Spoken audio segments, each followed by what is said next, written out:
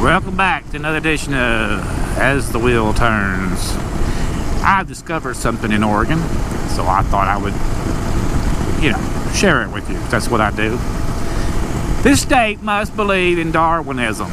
Even though, Portland is a very liberal state, I just noticed that up here you've got these massive drop-off cliffs. This isn't bad right here, but I mean they were like 200, 300 foot drop-offs off this mountain. I'm coming down Tombstone right now.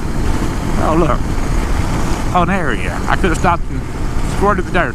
But anyway, my point is, they got no guardrails. All right, they got no guardrails whatsoever. So you could go off one of these if you're not careful, and if nobody saw you go off, nobody'd ever know. I mean, unless you hit a tree or something, and they still might not know then. Oh, it's getting hot down here. But anyway, if you was on a motorcycle, you'd just be gone, right? I mean, they'd be, a year later, they'd still be wondering, I wonder where that old boy went. He was out there riding somewhere. Matter of fact, it was just recently they found somebody that went off one of these gorges I've seen on a Google thing, and they had been missing for over a year. And it happens up here in Oregon all the time. Everybody thinks it's Bigfoot eating everybody, right? Apparently it ain't Bigfoot. Well, it probably is Bigfoot also, because I know he's hanging around up here.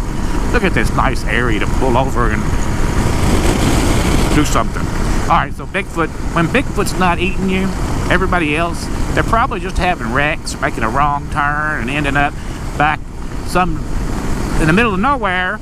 And they follow the road so far they get stuck in a mud puddle, and then they're done, right? Because they can't walk out. They tell you to stay put. It might not be the best thing to do. Well, if you're on a road, it might be a good thing to do. But if you're not on a road, I mean, if you just go off a cliff somewhere, you're probably not going to leave the vehicle anyway, right? Well, unless you're ejected. But if you're still inside of it, it'll be like that movie, The Postman, where Kevin Costner, found that Jeep at the end of the world. Well, kind of at the end of the world. See that road? Oh, here comes a fast mover. Come on, I can catch you. Whee! I got past. I was in a 35 mile an hour zone a while ago, right? In these little twisties. And we're passing, campers are coming at us and stuff like that. And this 911 Porsche Carrera, or I mean, that's what it looked like. It might have been a newer version. I don't know if they still make the Carrera. I think they do.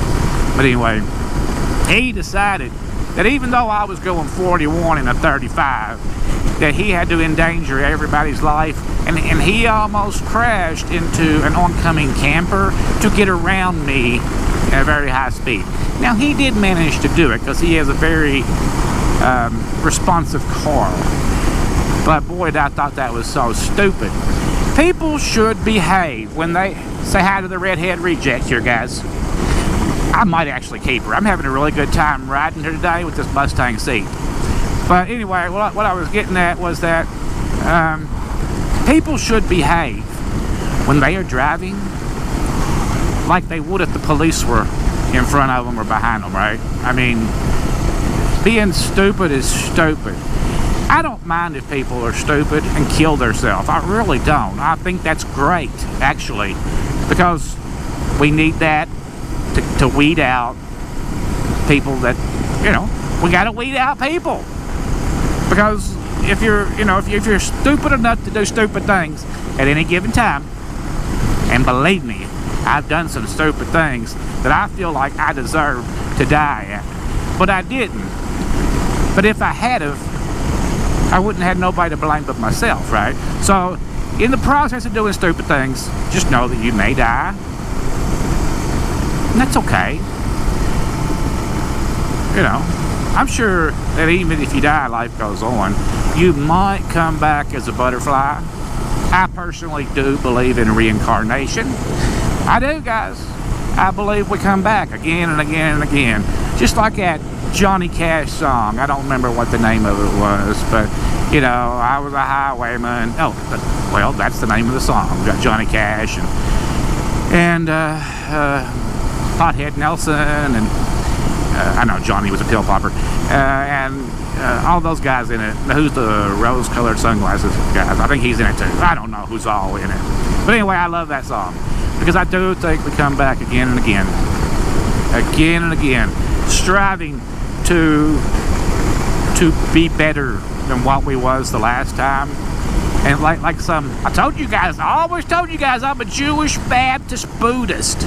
You know, I kind of subscribe to all three of these partial things, right? I'm a heretic, maybe. That's what I am. I'm a heretic. But hey, that's my opinion. I'm not, I haven't started up the Church of the Living Gun yet. That's probably what I would call it, the Church of the Living Gun. And that's what I would preach. Hell, I should sit down and put that together into a gospel. Oh my God, I could do that. You know? Yeah. Not David Koresh style. I mean, I don't want to take advantage of the little girls in our newly formed religious group or anybody else. But I don't know.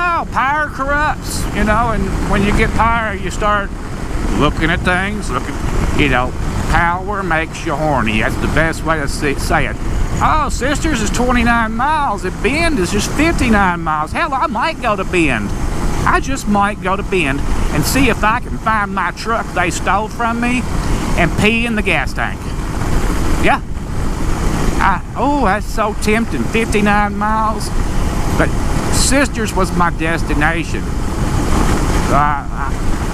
See, I'm thinking if I go to Bend and pee in my gas tank on my truck that's over there, because the sheriff's brother is the one that impounded my truck over there. No, the sheriff impounded it, but it was the sheriff's brother that had the tow company that was charging me $200 a day for it to sit there. And then there was only 2 testers in the whole state to test that truck. That's why I had to wait 2 months and then another month for them to clean it. So that's how I got into them for over $20,000. So I just told them to keep the truck. And I felt like that was a big old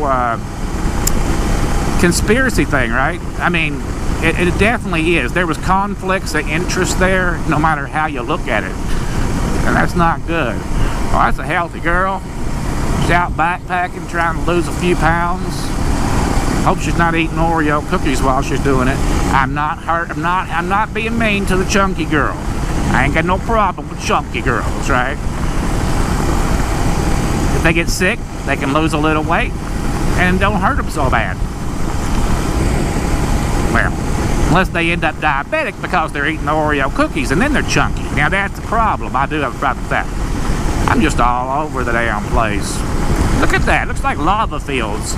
You know, I bet it is lava fields because all these mountains were made from you know, volcano action. I'm sure there's a better word to describe volcano action, but you know what I mean. Were they vulcanized? I don't know. I worked on my little mirror here today and my windshield to get it straighter. I still need to get a little problem right here, but I did get it a whole lot straighter.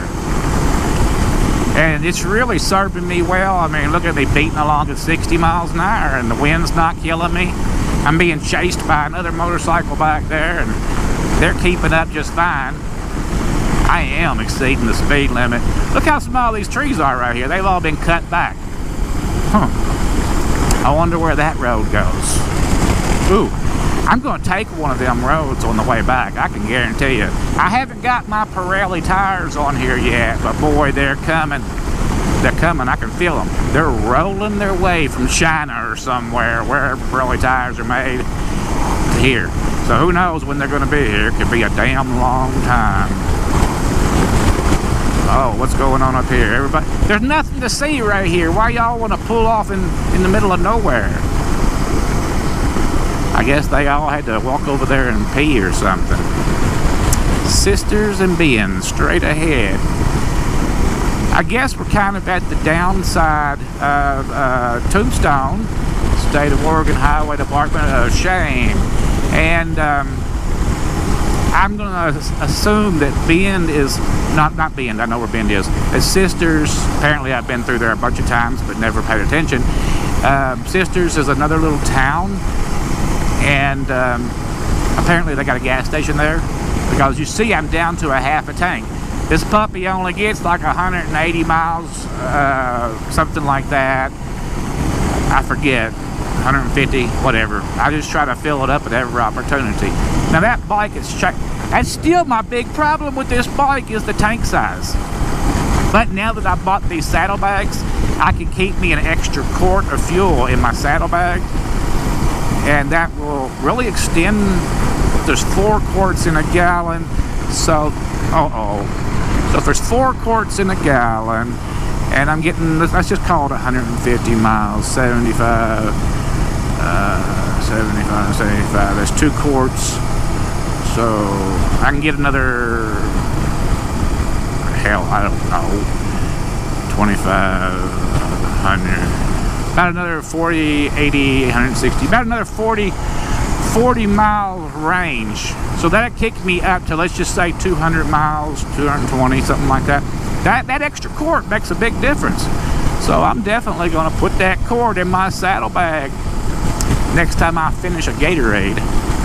I guess I might have to buy an approved container, but I'm not going to have it on the side where my exhaust is at. It'll be on the left side over here, and then I'll just put my Gatorade or camera or whatever on the exhaust side. I think when you're traveling that the heat won't bother anything, but we'll find out. We'll do trial and error. I'm big on trial and error, and if it breaks, I'll just come off with the money and buy something else. But the Mustang seat now, I mean, I've been, like I said, well, it's been 60, 70, 80, about 90 miles I've been in the saddle so far, and my butt feels really comfortable. I can't complain. I'm liking it. I did a kind of a review of the Mustang seat, but I haven't done an in-depth riding review. I mean, your butt's still going to get tired like it normally would, but I know it doesn't feel near as tired as, no, not tired, near as numb as it did with the old seat. You're still going to get numb butt though, guys. There's no way around it. It's just a matter of, you know, sitting on anything long enough, even a computer chair or whatever, because you're moving your body, you know, you're moving your body around when you're riding and everything. That's the way it works. I hope that this isn't too loud. It's awful windy today, and it feels kind of loud on me.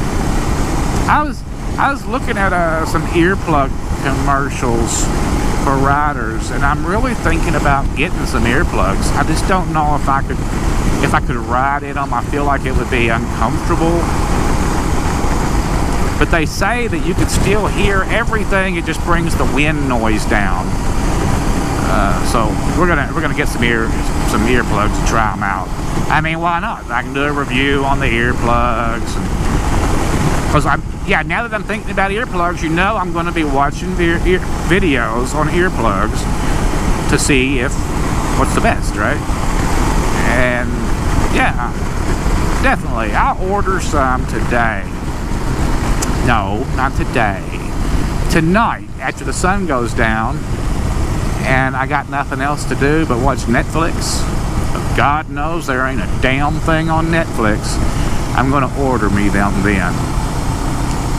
And then I'll pick them up in the next week or so, and we'll try them out. Maybe we'll be able to try them out when we go to Sturgis here, or whatever. I wonder if there's this is Oregon. There's got to be a motorcycle shop around here, I bet. I might be able to find some there. What are you doing on this road? You're 70 feet long, maybe 73 feet long. You're not supposed to be up here. I mean, come on now, not even for, it's all local delivery stuff up here. Wow, last time I was up here was 10 years ago, and all this stuff was not deforested. They must have had a fire or something, but they don't look black. Hell, all the trees are smushed down. Oh my goodness, look at that mountain. Look up there above me, guys. Excuse me, I know y'all can't see it up there. That's a crying shame. I wish y'all could see that. The mountain is towering over me like a towering rock wall.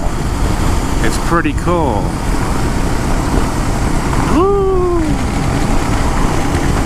I know that's part of the natural order of things, is for trees to die like that and be smushed and fall over or whatever, but it sure is sad when it happens. Oh, but guys, it smells so good. You can smell the pine resin. I love the smell of pines. I love the smell of pines in the morning. It's a ski lodge.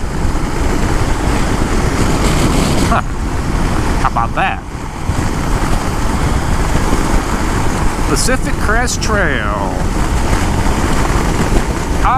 You know, I always feel like when I'm out riding and taking these trips and I'm talking to you guys, I feel like y'all are here with me, taking a ride with me. Even though it's after the fact, right? It's still, oh, look at that pointy point over there. See that big, that mountaintop? I wonder if there's a road leading over there. There's snow up there. Snow in July, guys.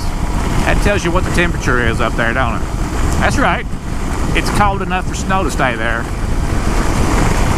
And since it was really cold last night, on the bottom of the mountain, it was 64 degrees last night. I bet up here on the top, it was really cold. I mean, it's always 10 degrees colder, but I bet it was 20 degrees, 30 degrees colder up there. Definitely. Or the snow would have melted off. Woo.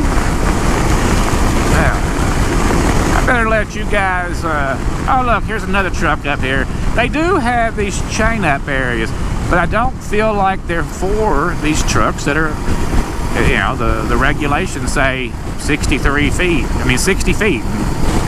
He's 53-foot trailer, 22 foot of cab. That's 53, 63, 73, 75 feet or something. Yeah, breaking the law. That's what we do as truckers. Yeah, they should just let us alone. Let us alone. Yeah. Oh, there we go. What's up, brother? I can't wave at you. I'm in a curve. Don't wave in the curve. That's too dangerous. Sometimes you just ain't worth it. Don't do it. Oh, I better cut you all off here. What do you think? What do you think? Yeah? All right, all right. I don't see anything interesting at the moment. The woods is kind of ugly because it's been burned out. I'll catch up to y'all on a riverbank somewhere.